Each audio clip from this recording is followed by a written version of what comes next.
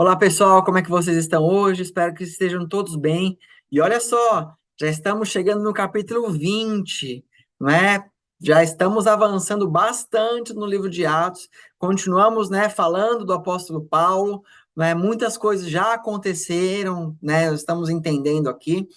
No último capítulo, no capítulo 19, nós falamos a respeito um pouco de Paulo na preocupação de mostrar ou apresentar o Espírito Santo àqueles que haviam aceitado a Jesus ou aqueles que haviam já se batizado nas águas, e vimos um pouco a respeito de hierarquia espiritual, falamos um pouquinho de ocultismo, falamos um pouquinho de, né, de demônios ali que se camuflam, né?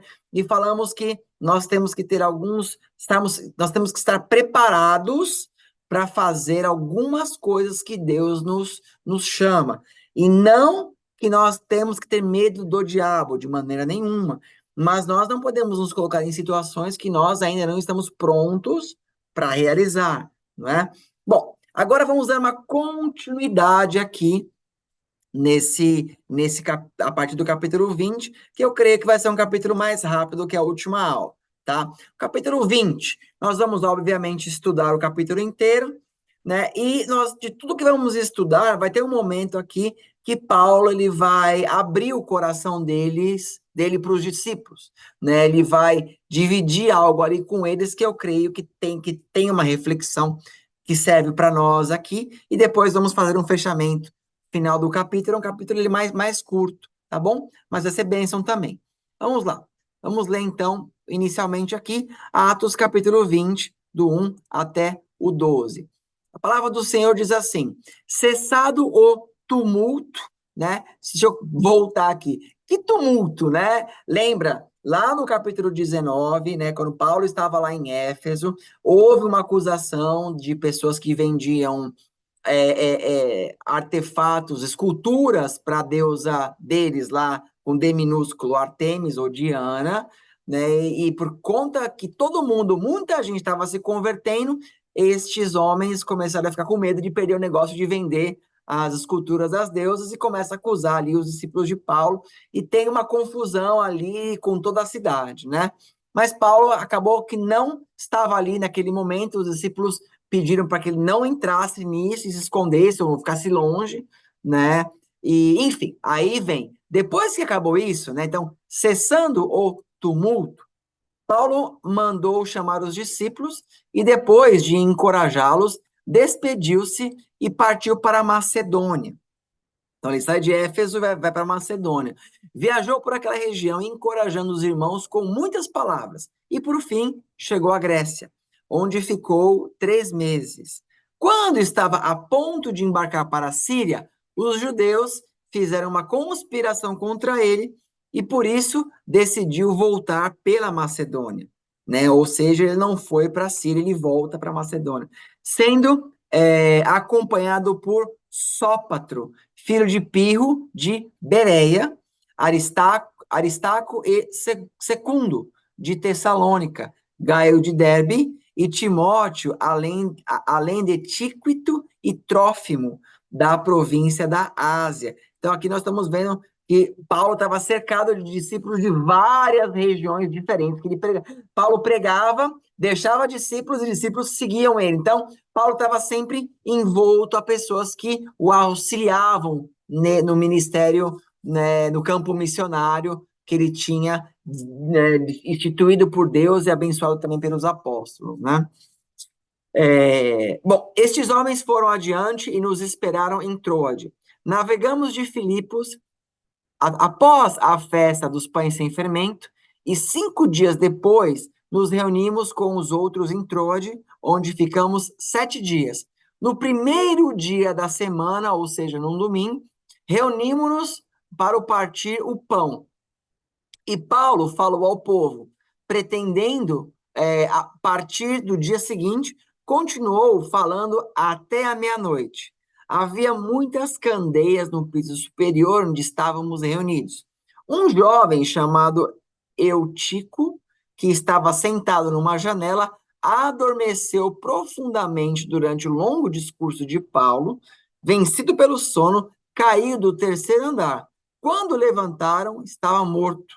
Paulo desceu, inclinou-se sobre o rapaz e o abraçou, dizendo: Não fiquem alarmados, ele está vivo.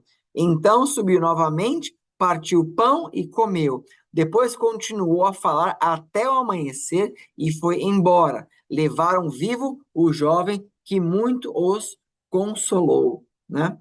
Bom, então, só como um comentário aqui breve, Paulo ele está nessa cidade, ele começa então ali a pregar, né? E ele não ficou pregando longamente um discurso, porque ele simplesmente ele achou que era bom. Eu creio, né? Tendo a acreditar que era um discurso que as pessoas estavam atentas, as pessoas queriam que ele falasse. Elas estavam ali, uma multidão estava ouvindo ele.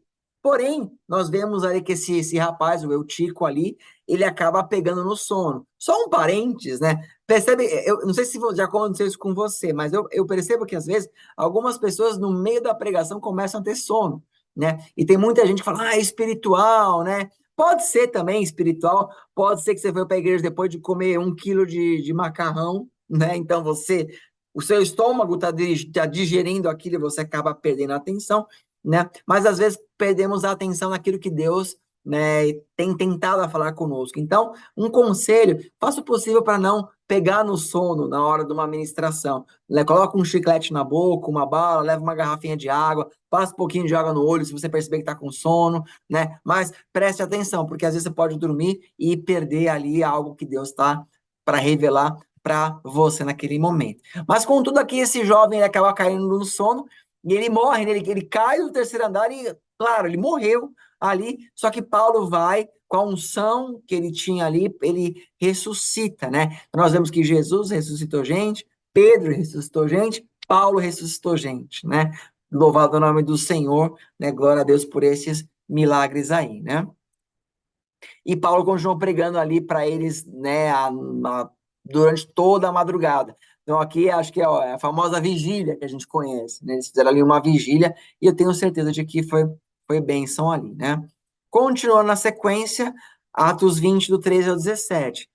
Quanto a nós, fomos até o navio e embarcamos para Assos, desculpa, onde iríamos receber Paulo a bordo.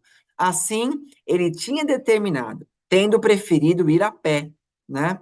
Quando nos encontrou em Assos, nós o recebemos a bordo e prosseguimos até Mitilene. No dia seguinte, navegamos dali, chegamos de frente de Quio, do outro lado, no outro dia, atravessamos para Samos e um dia depois chegamos a Mileto. Paulo tinha decidido não aportar em Éfeso, para não se demorar na província da Ásia, pois estava com pressa de chegar a Jerusalém, se possível antes do dia do Pentecoste.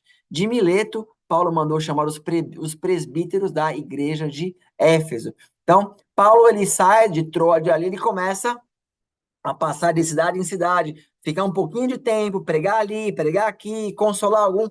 Só que Paulo estava sentindo que ele tinha que ir para Jerusalém, né? Lembra, quem está lá em Jerusalém? Os apóstolos, né? Os apóstolos estão em Jerusalém. Paulo, depois de toda essa viagem missionária, pregando para os gentios, lembra que se começou lá atrás, lá em Atos 12, 13, 14, né? Começa ali essa transição de Paulo pregando aqui, pregando ali, levando para todos os gentios, em todas as cidades e tal, nas suas viagens. Agora estamos aqui em Atos 20 já, e Paulo ele percebe, ele sente do Espírito que ele precisa voltar para Jerusalém. E Paulo, ele não vai voltar para Éfeso aqui, né? Porque, lembra, Éfeso teve toda aquela confusão, né, que nós lemos no capítulo anterior. Então, em vez de ele ir lá e sabia que se chegasse lá ele seria acusado e tudo mais, ele faz o contrário. Ele manda os discípulos que estavam em Éfeso irem ali com ele. Paulo, lembra, ele está com discípulos de várias regiões com ele, mas ele tinha algo que ele queria falar com todos os discípulos que ele pudesse, né? Então ele manda os de Éfeso irem falar com ele, né? E ele vai começar aqui então um desabafo, né? Algo do coração dele, que é o abrir o coração de Paulo que eu coloquei no começo desse, né, introdutório, no começo desse livro, né?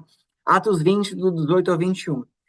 Quando chegaram, ele lhes disse: Vocês sabem como vivi todo o tempo em que estive com vocês, desde o primeiro dia em que cheguei à província da Ásia. Servi ao Senhor com toda a humildade, com lágrimas, sendo severamente provado pelas conspirações dos judeus. Vocês sabem que não deixei de pregar-lhes nada que fosse proveitoso, mas ensinei-lhes tudo publicamente e de casa em casa. Testifiquei tanto a judeus como a gregos que eles precisam converter-se a Deus com arrependimento e fé em nosso Senhor Jesus. Então, é curioso, né? Aqui Paulo está mudando um pouco o seu discurso. Em todo momento que estudamos os feitos de Paulo, nós vemos que Paulo, ele foi amadurecendo no caminho. No começo, a gente via que Paulo pregava, Paulo debatia, Paulo discutia, né? Paulo era apedrejado, era, né, espancado, era jogado para fora da cidade. Paulo batia o pó, ele voltava, ele continuava pregando, Paulo fazia discípulo, Paulo não parava. Vai passando um tempo, Paulo começa a ficar um pouco cansado, né, de tanta coisa, cansado não do ministério, mas ele começa a ficar cansado, então, de tanta perseguição, né, de tanta acusação. Tanto é que em Atos, alguns capítulos para trás, nós vemos que Paulo raspa a cabeça, ele faz um voto, até de repente para mostrar, olha, eu não sou herege, eu creio num Deus que vocês creem, só que vocês têm que crer no Filho, né? E ele vai, né? E você não vê aqui Paulo ele parando para reclamar, nem nada. E não que Paulo vai reclamar aqui. Mas aqui Paulo, ele vai abrir o coração para aqueles discípulos ali, né? Ele fala assim, olha, vocês me conhecem, né? Eu tenho feito a obra do Senhor com lágrimas, muitas vezes, né? Quer dizer, mostra o sentimento de Paulo, que por mais que ele é forte, mas ele, às vezes, ele fica triste. Ele não tá bem, ele tá difícil para ele, né? Tanto é que, alguns capítulos atrás, nós vemos que o Senhor conforta Paulo. Se não me engano, ali foi em Atos 18, né, que nós estudamos, que Deus fala assim, então Deus confortava Paulo. Por que confortava Paulo? Porque Paulo ele estava talvez cansado e precisava de um conforto, né? E ali nós estamos vendo aqui que Paulo está abrindo o coração dele, está dizendo, olha, gente, né, vocês me conhecem, sabem tudo que eu estou fazendo, tudo que eu fiz, eu ensino, né, e tal.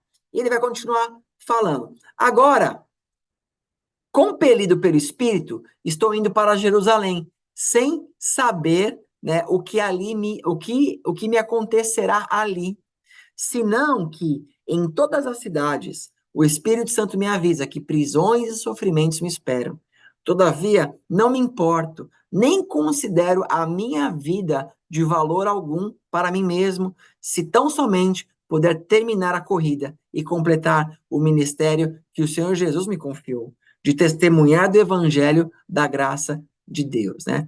E aqui essa frase aqui que ele fala, completar a carreira. É a última frase que ele vai falar quando ele está bem velhinho, lá na frente, né? Não é agora, né? Mas ele fala, completei a carreira, né? Guardei a fé, que ele vai estar terminando ali o ministério. Mas aqui fala, ó, que ele foi compelido pelo Espírito, né? Então, compelido, quer dizer, ele foi forçado, ele foi mandado, né? O Espírito falou assim: você vai lá voltar para Jerusalém e saiba que quando você chegar lá, vai estar esperando para você prisão, sofrimento, batalha e dificuldade. Ali, você vai para lá, eu quero que você vá e vai acontecer isso, né? Então ele vai sabendo, vai em obediência, sabendo o que vai acontecer. É mais ou menos assim quando Deus fala para Cristo: você vai vir para a terra, mas saiba que você vai morrer na cruz, né? Então, ó, você faria, pus aqui a pergunta, né? Você faria a obra do Senhor se você soubesse que ao invés de você ser exaltado ou bem tratado, o que te espera seria exatamente o oposto, né? Paulo dizia que não se importava, pois ele queria completar o chamado que ele havia recebido. E isso era exatamente o que para ele mais importava. Ou seja, a missão dele era mais importante. E como hoje faltam pessoas com esse nível de compromisso, né? Então o Espírito Santo, ele estava falando para Paulo: vai lá, só que assim, sabe que quando chegar lá você vai ser preso, vai ter uma dificuldade, vai acontecer um monte de coisa. E o Espírito não falou para Paulo se ia libertá-lo, se alguém ia ajudá-lo, só falou para ele ir. E Paulo, talvez ele está reunindo ali aqueles discípulos todos, porque talvez ele já estava sentindo que talvez ele não voltaria mais, talvez não os veria, talvez poderia morrer. Então, é mais ou menos ele se despedindo ali, mais ou menos, né? Ele está dizendo assim, olha, eu estou indo para Jerusalém e Deus mandou fazer isso.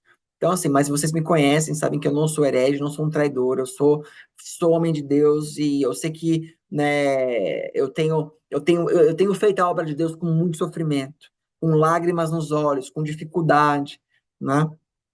Mas, contudo, o que eu quero cumprir a vontade de Deus acima de tudo, acima de perseguição, acima de falsa acusação, acima de desgastes em relacionamentos, acima de tudo. A vontade de Deus para mim é soberana e é única e é a maior coisa da minha vida e eu quero cumprir esse chamado, né? Então eu quero trazer essa reflexão para você a respeito disso. Não, assim, eu tenho falado muitas coisas de estar preparado, de ter estudado, né, e tudo mais, mas, independente disso tudo, você sabe o chamado que você tem, né, sabe o que Deus tem dito para você fazer, sabe dos desafios que estão ao seu redor. Contudo, que eu peço a você que não abra mão daquilo que Deus desafiou você a fazer por conta de pessoas, por conta de perseguição, por conta de dificuldade, mas né, por conta de desgaste ou de cansaço. Não coloque essas coisas ao seu redor acima do chamado que Deus tem para você. Então, cuidado com a sua boca, cuidado ao reclamar, não aguento mais, tá difícil, tá cansado. Ai, Deus, por quê? Não questione isso. Não transforme do seu chamado, que é bênção e vai te levar para a salvação e te dar o galardão que você merece, não transforme essas bênçãos em maldição, em reclamar com Deus com as coisas que Deus tem dito para você fazer. Se Deus confiou em você alguma coisa, porque Deus viu valor em você e sabe o que você pode fazer. Então, se você está exausto, peça que Deus te conforte, peça que Deus te dê um outro caminho, te dê uma direção diferente, peça para que Deus coloque pessoas ao seu lado que suportem você. Olha, eu vou dizer uma coisa para vocês, eu sou pastor e eu vejo o quão importante é ter pessoas ao seu lado que suportam o ministério com você, que caminham com você. Por outro lado, também é difícil pessoas que dizem que caminham com você, mas parece que muitas vezes elas não têm o mesmo entusiasmo, não têm a mesma força, e elas te colocam às vezes para trás. Então é difícil às vezes você remar para um lado quando pessoas remam ao contrário. E eu estou dizendo isso não porque eu sou pastor em só, mas por toda a minha vida ministerial, com tudo que eu já vivi, né? É complicado, às vezes, você não tá andando com pessoas que têm o mesmo objetivo, né? E isso eu estou falando de humanidade, né? Imagina Deus que colocou para nós a responsabilidade da igreja e, às vezes, nós remamos contra Deus. Pensa, é uma coisa que deve ser muito frustrante para Deus, né? Às vezes, pensa você, esquece o seu ministério, o seu cargo. Você como marido, não é mais difícil quando a sua esposa, ela caminha contra você? Você fala assim para sua esposa, olha, amor, a gente precisa reduzir os gastos esse mês que estão apertados. E a sua esposa vai e ela ouve aquilo, mas ela acaba fazendo um monte de dívida. Ou o contrário, esposa, você fala com seu marido e fala assim, olha, amor, eu não moro aqui sozinha, eu preciso que você me ajude, né? Com as coisas de casa, com as crianças, preciso que você me ajude a levá-los na escola, preciso que você me ajude, né, a cooperar com a casa, com as funções, né? E o seu marido, ele só pensa em ficar no sofá, não troca uma lâmpada queimada, né? Não guarda um sapato que ele chega do trabalho e fica jogado. Enfim, quer dizer, quando, quando um time não joga junto, então as coisas ficam complicadas. Lembra, você faz parte da família de Deus automaticamente, faz parte do ministério que o Senhor colocou a você. Então, reme para frente, não reme para trás, né? Então, o apóstolo Paulo aqui, ele está abrindo o coração dele, ele está dizendo, olha, eu vou fazer a vontade de Deus independente de qualquer outra coisa, né? Eu vou para cima, né? Então, para frente. Agora, continuando aqui, ó, e indo para o final desse capítulo. Verso 25, Paulo continua no seu discurso. Agora sei que nenhum de vocês, entre os quais passei pregando o reino de Deus, verá novamente a minha face. Olha isso. Ele realmente tem essa ideia, né, de que ele seria preso, algo aconteceria ali. Portanto, eu lhes declaro hoje que sou inocente do sangue de todos. pois não deixei de proclamar-lhes toda a vontade de Deus. Em outras palavras, ele está dizendo assim: olha, eu completei a minha missão com vocês. Eu preguei o evangelho, mostrei o exemplo, fui exemplo para vocês. Agora é a responsabilidade de vocês seguirem nesse caminho. O sangue de vocês não está mais sobre mim. A responsabilidade não está mais sobre mim. Quer dizer, ele está mencionando algo a respeito do que fala lá, né, em Ezequiel, em Jeremias, perdão, que fala a respeito do atalaia, né? Que fala ali que o atalaia, ele tem a responsabilidade de avisar se alguém está indo por algum caminho errado, né? Se essa pessoa for por um caminho errado e ela morrer, a culpa é do atalaia que não avisou. Então, Paulo está dizendo, ó, não é mais a minha responsabilidade a vida de vocês. Ele continua no verso 28, cuidem de vocês mesmos. Cuidem de vocês mesmos e de todo o rebanho sobre o qual o Espírito Santo, de novo Espírito Santo, os colocou como bispos para pastorearem a igreja de Deus e ele comprou com o seu próprio sangue. Então percebam como a igreja é importante, né? A igreja foi comprada pelo sangue de Jesus. Vou até parar aqui, pessoal. Por isso que eu sei que a igreja é uma instituição que não é perfeita. Por quê? Porque a igreja é feita de pessoas, e pessoas são imperfeitas.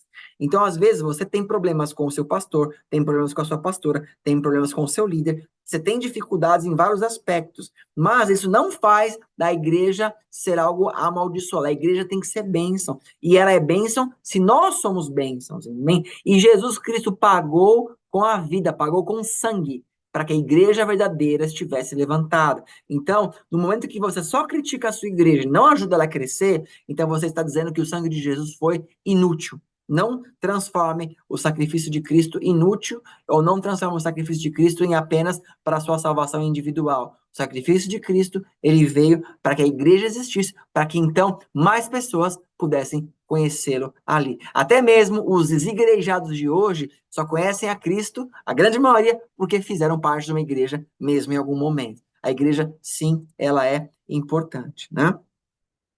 Então, olha só, por isso, não, perdão, li o 28, né? Verso 29. Sei que, depois da minha partida, lobos ferozes penetrarão no meio de vocês e não pouparão rebanho. Ele sabia que quando ele saísse, né, Satanás iria enviar ali falsos profetas para acabar com a igreja. E dentre vocês mesmos se levantarão homens que torcerão a verdade, a fim de atrair os discípulos. Por isso, vigiem, lembrem-se de que durante 3 anos jamais cessei de advertir a cada um de vocês disso, noite e dia, com lágrimas. Agora, eu os entrego a Deus e a palavra da sua graça, que pode edificá-los e dar-lhes esperança, perdão, e dar-lhes herança entre todos os que são santificados. Não cobicei a prata, nem o ouro, e nem as roupas de ninguém.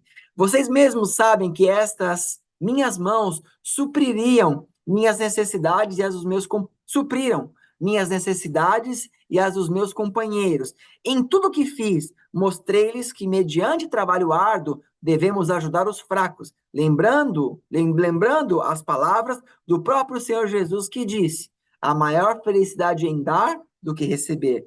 Tendo dito isto, ajoelhou-se com todos eles e orou. Todos choravam muito, abraçando o beijavam. O que mais os entristeceu foi a declaração de que nunca mais veriam a sua face. Então, acompanharam até o navio. Amém? Então, nós estamos vendo aqui a última declaração e Paulo ele vai falando coisas importantes. Ele abre os olhos dos discípulos. Olha, não permitam que vocês percam o Espírito Santo. O Satanás ele vai enviar falsos profetas. E mesmo vocês que estão me ouvindo, pode ser que entre vocês aqui levantem-se pessoas que vão pregar meias verdades, que vão distorcer o evangelho, né? Mas, né, vigiem, né? Não joguem fora tudo que eu fiz com lágrimas durante 3 anos, eu adverti vocês e tal. Não cobicem, não se vendam, não prostituam o evangelho, né? Não se corrompam com prata, com ouro, com roupas. Roupas eram muito caras naquela época, né? Ajudem as pessoas, né? E ali ele se ajoelha e ele ora e tem ali todo um choro antes de que ele vá para Jerusalém. Amém, pessoal? Então, nós estamos vendo aqui um líder, né, que ele tá entregando o ministério, ele está dizendo, ó, vou cumprir o que Deus falou, ele está me dizendo que vou ser preso, que vai acontecer um monte de coisa ali, talvez eu não vou vê-los mais vocês, acho que eu não vou vê-los, né, mas eu peço, continue o ministério, não parem, né, não é porque eu estou indo embora que vocês vão desistir, muito pelo contrário, você tem que avançar, tem que fazer, viviem. Satanás, ele é complicado, ele vai tentar contra vocês, mas vocês são um com Cristo, né? Então ali o apóstolo Paulo está pronto a voltar então lá para o começo, lá para Jerusalém. Amém, pessoal? E aqui nós encerramos o capítulo 20, pessoal. Amém? Então, foi um capítulo mais curto, mas nós vimos aqui o coração de um líder que ama a sua igreja, que ama os seus discípulos, mas que, acima de tudo, ama o chamado do Senhor. Ele entrega tudo, se Deus mandar ele fazer alguma coisa, né? Então, que nós possamos ter esse sentimento. Você estaria disposto a entregar tudo que você conquistou, se Deus pedisse para você fazer algo diferente? Se Deus pedisse para você, né, fosse para outro lugar? Lembrando, quando eu digo tudo que conquistou, não estou dizendo abrir mão da sua esposa, do seu marido, dos seus filhos, né? Estou dizendo abrir mão de todo de seu ministério. Você abriria a mão da sua célula? Abriria a mão da sua igreja? Abriria a mão, né, do seu chamado na região que você mora para ir para um lugar que Deus mandou você ir? Ou pior, Deus fala, não, você vai sair daqui, vai entregar tudo porque você vai ser preso e é minha vontade que você seja preso. Por exemplo, né? Compreende? Qual é o nível de comprometimento que você tem com Deus? Eu fecho essa aula deixando essa pergunta para você. Qual é o nível de comprometimento que você tem com o seu Senhor? Você está disposto a abrir mão dos seus vícios por Ele? Está disposto a abrir mão de uma vida de briga por Ele? Está disposto a abrir mão de uma vida promíscua por conta do Senhor? Está disposto a voltar para o caminho de Deus? Em nome do Senhor? Está disposto a ser mais humilde por conta do Senhor? Enfim, faça essas perguntas, né? E veja o que você está disposto a abrir mão. Amém, queridos? Vamos fazer uma oração. Senhor Deus e Pai, em nome de Jesus, eu te agradeço por mais uma aula, por mais um capítulo estudado. Muito obrigado, porque o Senhor tem nos chamado a atenção a voltarmos cada vez mais ao Senhor, bem como a entregarmos o nosso melhor de acordo com o chamado que o Senhor tem a cada um de nós, Senhor. Muito obrigado, porque o Senhor é bom, porque o Senhor não desiste de nós. E todas as vezes que o Senhor nos chama e nos direciona a algum ministério, algum chamado, independente do nosso coração, às vezes ainda não está para fazer aquilo, mas o Senhor chamou-nos a fazer, disse que tínhamos que fazer, eu agradeço, porque eu sei que mesmo em situações de dificuldade, o Senhor se revela a nós e nos dá a sua graça, Deus. Eu oro para que todos que estão me ouvindo aqui neste momento recebam do Senhor, recebam do seu Espírito e estejam sempre alinhados com o teu querer, Senhor. Essa é a minha oração, em nome de Jesus.